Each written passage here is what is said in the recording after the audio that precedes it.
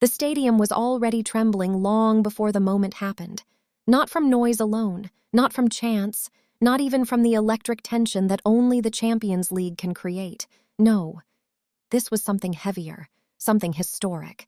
Because on nights like these, football stopped being a sport. It became mythology.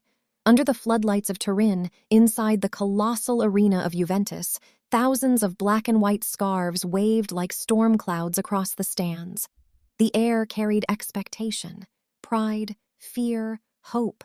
And somewhere beneath all that pressure stood a man who had spent his entire life destroying limits. Cristiano Ronaldo. By then, the world already knew his name. Children copied his celebrations in schoolyards. Defenders feared the sight of him accelerating toward goal. Goalkeepers prayed before facing him. And yet, somehow, he was still finding ways to shock football itself. Because greatness was never enough for Ronaldo. He wanted immortality. Across from him stood Juventus, one of the most ruthless defensive teams Europe had ever seen. Disciplined, cold, relentless.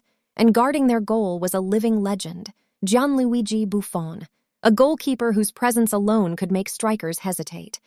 Buffon wasn't just experienced, he was football royalty, World Cup winner, captain, leader, an icon whose reflexes had saved Juventus countless times across decades of warlike European nights. Many called him the last great guardian of old-school goalkeeping, and tonight he was standing between Ronaldo and history. Again. The atmosphere inside the stadium crackled with tension as players emerged from the tunnel.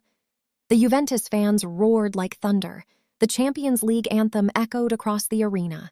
And for a brief second, cameras caught Ronaldo's face, calm, focused, almost emotionless. But those who understood greatness knew what that expression meant. Danger. Because Ronaldo lived for moments like this. Pressure didn't scare him. Pressure fed him. Every hostile crowd, every impossible angle, every elite defender, every legendary goalkeeper. They were all invitations. Invitations to prove he was something beyond human. The referee blew the whistle, and instantly the game exploded into intensity. Juventus pressed hard. Every tackle felt personal. Every challenge carried aggression. The Italian giants knew something important. If you gave Ronaldo even half a second, he could destroy you. Madrid moved the ball carefully, patiently, searching for cracks in Juventus's armor. But Buffon barked commands constantly from his goal. Left, right, push higher, stay compact. He controlled the defensive line like a battlefield general. For years, Europe had tried to break Juventus down. Very few succeeded, and even fewer embarrassed Buffon. The opening minutes became a war of intelligence. Juventus defended with discipline. Madrid searched for rhythm. And Ronaldo waited, watching, studying, like a predator calculating the perfect moment to strike. Then suddenly, the first warning arrived.